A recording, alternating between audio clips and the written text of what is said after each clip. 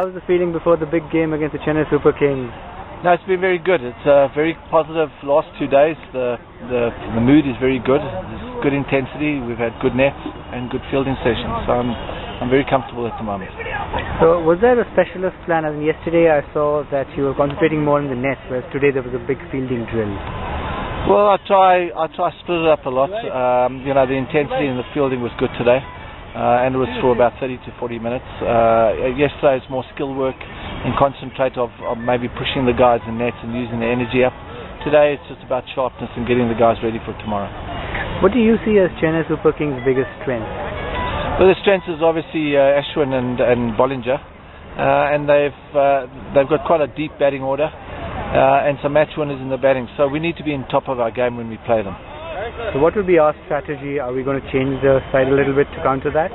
Yeah, there's going to be some surprises in the batting order. It will be seen when the game starts. Okay. So we're looking forward to a great game, Ray, and I hope we come up trumps again. Fantastic. It's good to have Dan and Zach back, which obviously is going to strengthen our side as well as put us back into winning ways. Would you, before signing off, would you be able to tell us who's going to captain tomorrow? I'm sure Dan will. Okay. We'll have to ask the coach. Okay. We'll see you after the game then, Ray. Thank you. Thanks, bye. So, Jono, how's practice been going in the lead up to the game against Chennai? Yeah, it's been going really well.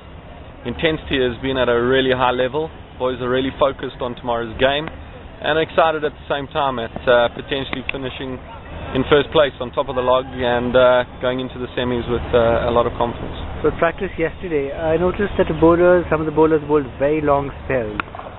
Was there any plan? A lot of the net bowlers that we obviously bring in bowled for a fairly long time, and some of our fringe players, our spinners, bowled for about an hour. But really the playing sort of 11 in the squad of 14 or 15 bowled their round amount of balls and no extra. So typically, how much a bowler who's going to play in the 11, how much bowling would you have him do? Probably 4 overs of high intensity, sort of like a match situation, simulate that. And simulate a match, and yeah. That doesn't matter if it's a spinner or a fast bowler. Spinners will probably bowl more, obviously, because their action and the pure fact that they're spinning allows them to bowl longer spells rather than a Zach or a Mutton or a Aravind. But really those bowlers need a bowl as much as they feel is needed to be able to execute their skill in the game. What about the fielding drill? Is there a specific set format in which you approach the fielding drill?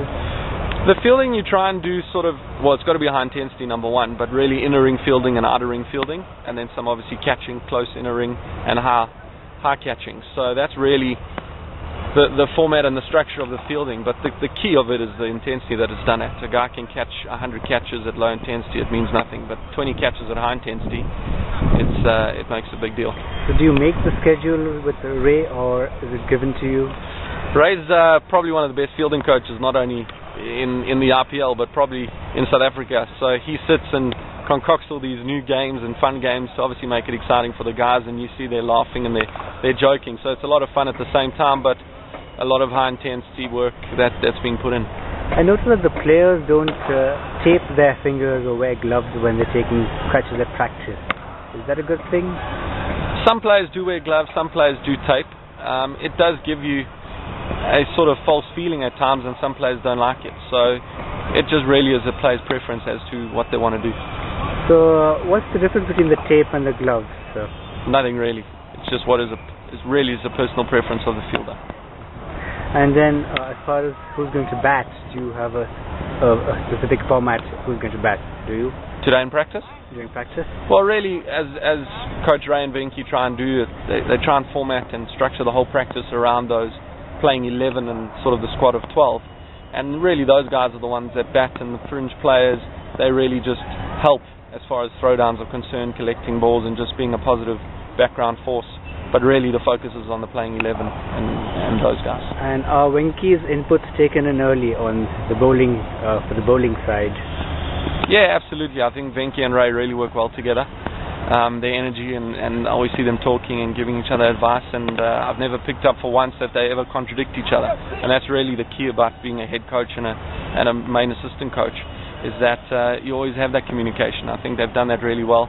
Venky's been superb with the bowlers, and Ray, just structure-wise and heading up the whole show for RCB has really been a privilege to work for.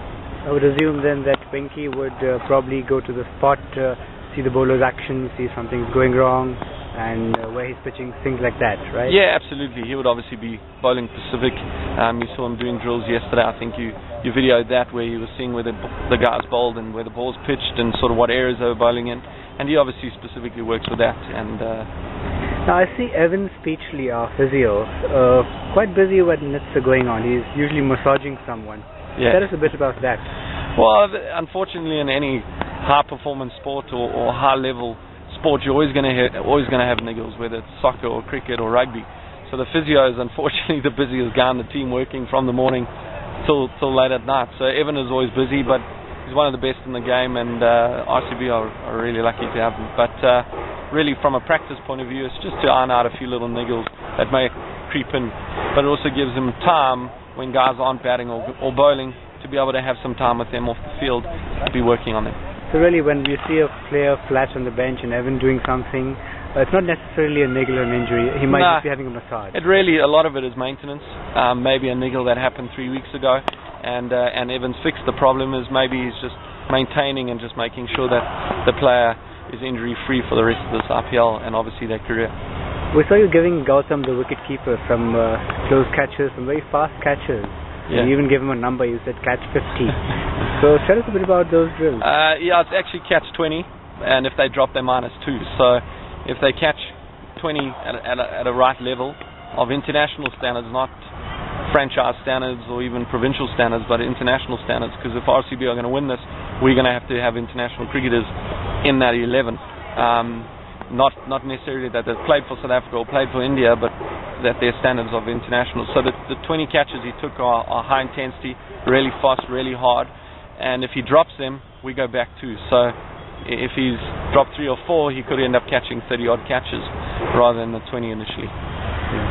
Do you also, the kind of bowlers you bring on, whether it's a right arm bowler or a left arm spinner, does the coach, or do you prefer a certain bowler bowls a number of bowlers bowl to a certain batsman? Let's say a batsman you feel is probably not so good against the left arm spinner. Would you have 2 or 3 of them bowl to him? Absolutely. And you also, particularly the playing group, you try and package who's bowling at them around what they're going to face. For instance, in Chennai tomorrow, probably Ashwin will open and Bollinger being a left armer. So you try and package sort of what's being bowled at them against opposition that you're about to play. Then the warm-ups and the cool-downs, that's a very important component of training, is it not? Yeah, absolutely. It's crucial. Cricketer who doesn't warm up is bound to get injured during the practice session. So the warm-up and the right intensity of the warm-up is really crucial at practice and in the matches. So would you say overall, Jono, that the boys have responded well to the coaching or the structure given by you and Ray? Yeah, absolutely. I think the feedback and being sort of the assistant coach of Venky and Ray, I often get to have more frank chats to the players and really get deep and down with them as far as what their thoughts are and really what they're thinking. And I've heard nothing negative. The guys are really positive. They've really enjoyed the structure that RCB has set up through Ray and Venky, and I've really loved the last 5.5 weeks that we've spent together. And hopefully on the next weekend we can lift the trophy all together. Well, Jono, thanks for all your inputs, and I'm sure the effort you and Ray have put in, and of course Venky put in behind the players, would pay off very soon. Pleasure. Thanks for you. your time. Thanks.